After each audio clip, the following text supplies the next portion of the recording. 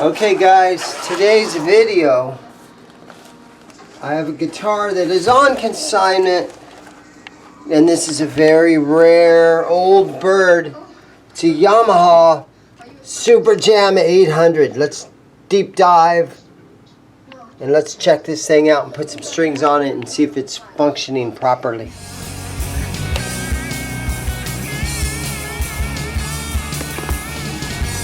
Okay, so we've got kind of a strange one today. Yamaha, made in Japan, 1970s or maybe 1980s. SuperJam 800. And it looks like it's all here. That's what happens with Japanese guitars. They get rusty here and there. But we've got all these tuners that seem to be working fine. So that's a good thing. Looking here at some frets, and there is some fret wear here and there, a little tiny bit. Kind of unusual. You have a humbucker with a slanted single coil. You've got a button here that does something, three-way toggle switch. Okay, first things first, we'll plug it in and see if it's making any noise. Alright, so we've got a strange one today. SuperJam 800.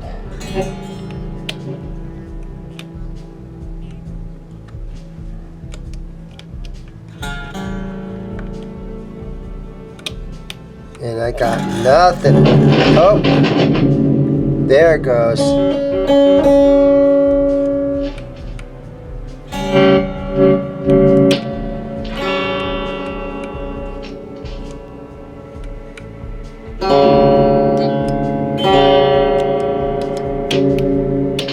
Okay,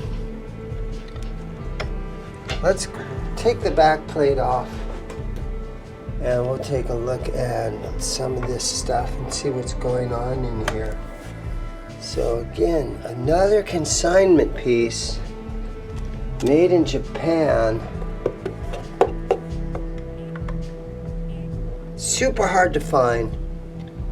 SuperJam 800, super hard to find one of these things out here in the wild west of Phoenix, Arizona. They don't come over onto this side of the planet very often.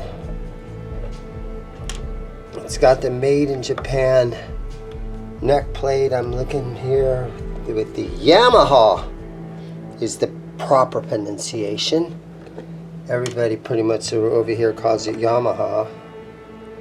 But a lot of guys pronounce it Yamaha. And so let's see if I can get this back plate off. Look at that. What the heck? It's nice black plastic here. And on this side, is there a cover over that that's never come off? Ooh, that's what it is. This is 20 or 30 or 40-year-old plastic. This is what happens if you don't take the plastic off of here. Do I want to sit and scrape all this off? Because there is nice glossy black underneath that. Because you can't put it on. You can't flip it around. You can't flip it upside down. So how strange is that? That's what happens if you don't take your plastic off of your pickguard. Super strange. Alright, everything's super cool and super strange today. So we've got our typical made in Japan stuff in here. Still don't know what this button does right here. But I'm going to take my electronic spray cleaner and I'm going to put my glasses on to protect my eyes. We're just going to spray these pots out. Put a little bit on there. And then you roll them around to try to work some of that dust out. I like the little thumb bleeders right there. They're nice and rounded off. And then our input jack, I guess I'll give that a little spray. Because it's definitely not going to hurt anything to spray these electronics out. And to get these to actually work,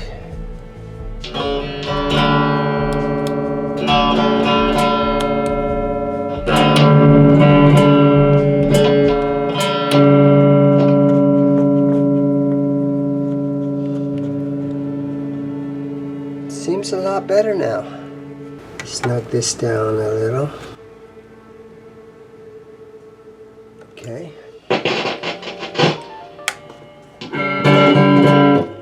Okay, so when we're up here in the humbucker in the neck position,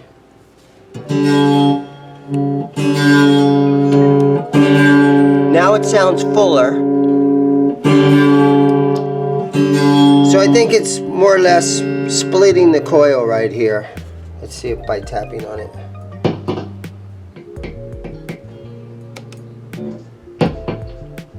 Yeah. So you can split this coil. Right there it's off. There it's on. Off. On. Alright, so everything's functioning good. So that makes it easy on me. Scale length. I'm going to call that 25.5. So I'm going to call this a fender scale length. 25.5. Now 24 3/4 would be Gibson. And so on fender scale length, I like to put 9 gauge strings on it. So I already have them right here. Today's string choice, Super Slinky 9 through 42s. Let's get these strings off of here. Let's do a little fret polishing and a couple of things. And let's try to shine it up and get it ready to hang on the wall and try to get it ready so that I can try to sell this thing.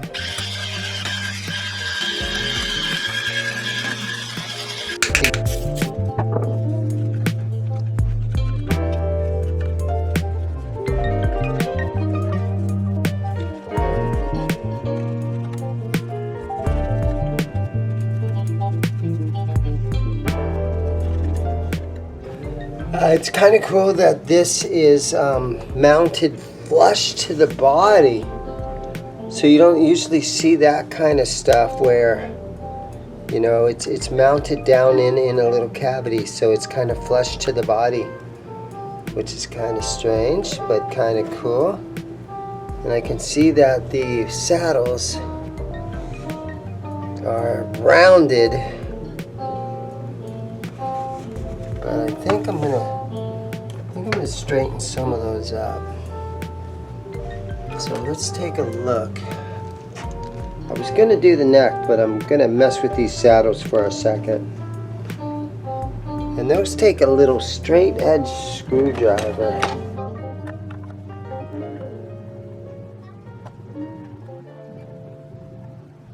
There we go. That seems to be turning. And this guitar being from Japan, it's kind of expected that a lot of these little parts are going to be rusty, but so far all these little straight screws that are on these saddles, they're all turning easily. Okay, so I'm just using my fret guard and a little 1000 grit sandpaper that I have cut and folded over. And so this is just to take the dirt off the top of the frets.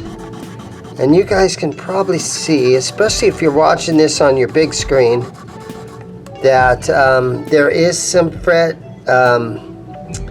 you know, the tiny frets, and there's some little grooves in them from where each string is, especially that G string has kind of dug in. So this guitar is,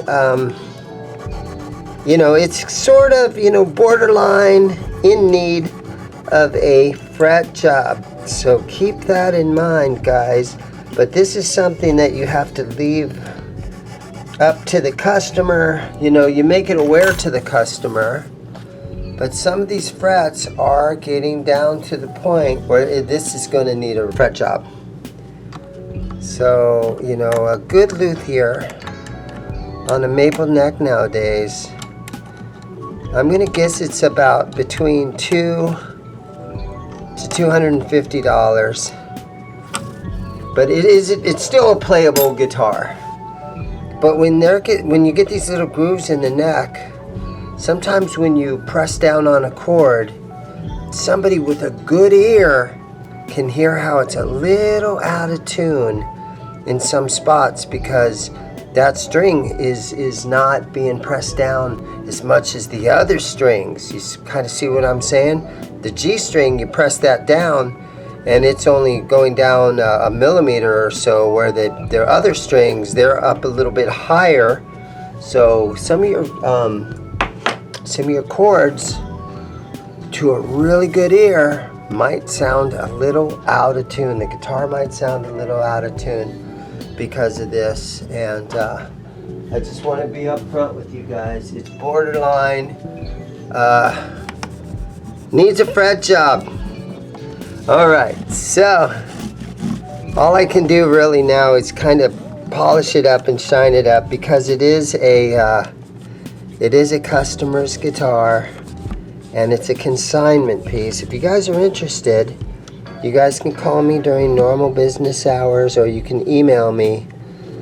All that information you can Google, and all the my phone number you can Google at ZIMM'S Guitars, and you know, my email address and everything is available on Google, on my channel, at the store, you know, all that kind of stuff. So but keep in mind, if you call me about this guitar, make sure you know that what the upload date is. You know, don't call me 2 or 3 years from now. Okay, it's July of 2022. So don't call me in a couple of years asking about this thing, because it'll be long gone by then. Okay, one thing I'm going to do is snug down the neck bolts here. Oh, that one feels good and tight. There we go. Oh, that one was kind of loose. There we go. There we go. Just snug them down a little bit. So it does have that heavy gloss, and it has kind of a cool skunk stripe right here that's kind of like a 1/2 inch stripe, or maybe that's 3/8. And so it's a different kind of wood than the maple that they're using here. But unfortunately right here, it does have an area where the finish has been chipped off right there. And so that's kind of an unfortunate thing. Let's look at the back of these tuners. Yamaha Japan. And you can see that a little bit of the dirt is kind of coming out of there. Let me see if I can clean these tuners a little bit. And that's super cool how there's a you have a screw at the bottom and a screw at the top. So these are definitely old 1980s. You can see that they're starting to, you know, get some patina on there. This guitar has not been messed with. This guitar is straight from the factory this way. Nothing's been modified or anything on this guy. It's all the same. The back looks nice. Looks like a 1, 2, 3, 4 pieces. And unfortunately right here, it does have a chip right there. But I'll most likely put this piece on reverb in the next few days after I get it all strung up and this video's done. And I will attach this video to the reverb listing so people can, you know, if they're kind of wanting to see more about this guitar, if they're thinking about buying it on reverb, then they can watch this video to get a closer look at it. And I do notice right here, that there is a serial number stamped in right here, and it looks like it starts with a 0019. So the serial number is stamped into the back right there.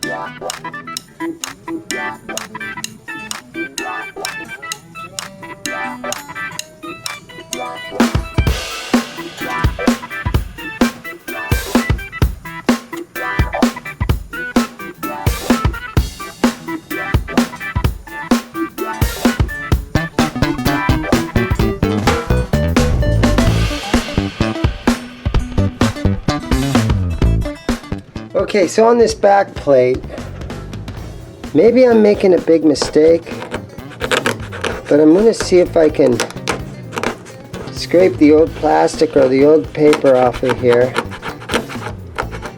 I have this little plastic scraper. I don't know, I might be opening up a can of worms here.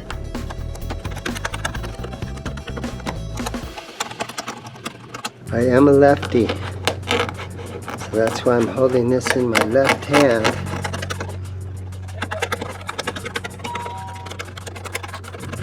I don't know if I should soak it in something. Okay, again, this is from leaving the plastic, or else it's some sort of a paper that was left on here for the whole entire age of this guitar. Yeah, I gave myself an all-day project here. Okay, sprayed Windex on it. Absolutely no difference. You guys are still watching this far into this video. You guys are amazing. Thank you so much.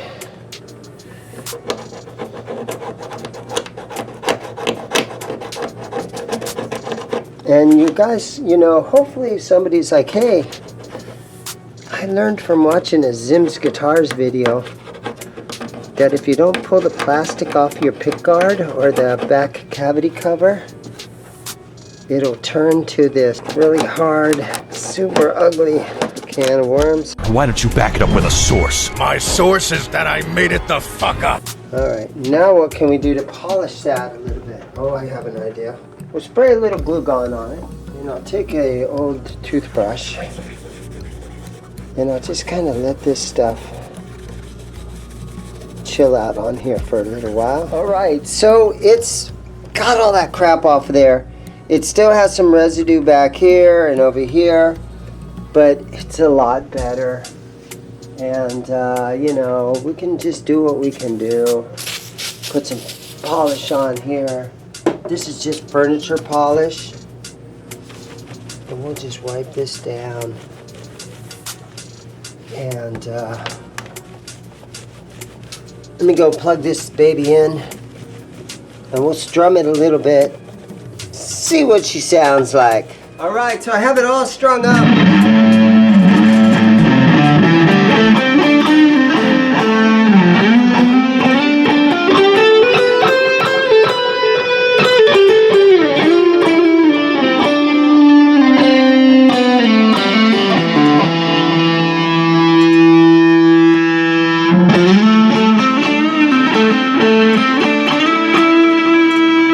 So you can hear this little coil tap right here, even though, or coil split, even though I'm in this horribly high gain amp.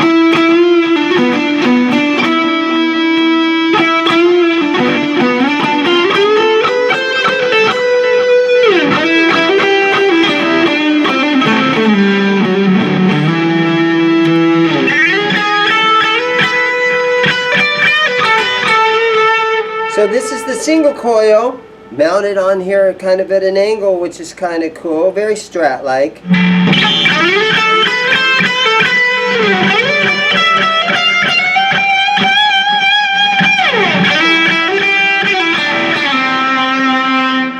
So it's kind of bright sounding, and you know, you would think that they would have switched these around, but I mean, again, this is so old, right? I guess they were going for more of a telly kind of a, you know, Keith Richards kind of vibe with the humbucker here. And I was saying that it's borderline needs a fret job. It's got tiny frets on it.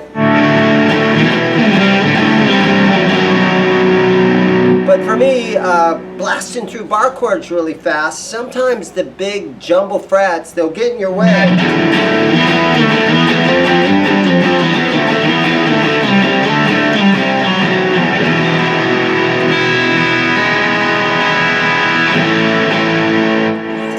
Does have some pretty good weight to it. I'm gonna say 8, maybe 9 pounds, 8.5.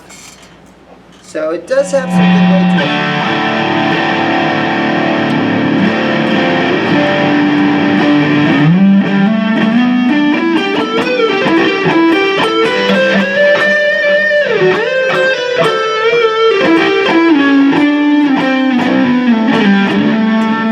I did loosen the truss rod just a little tiny bit. It has the truss rod adjustment right here in the heel. You can stick an Allen wrench or a little straight screwdriver in there, and I just loosened it a little tiny bit. It has great string height. It does have a little tiny chip right here at the 5th fret marker, the 2nd marker. It's got a little bit there. If you polish the back of the neck, you know, even with automotive polish, you can smooth out these, you can smooth it out so that it doesn't really stick to your hand. If you got sweaty hands, you know how that is. You got to polish a lot of it.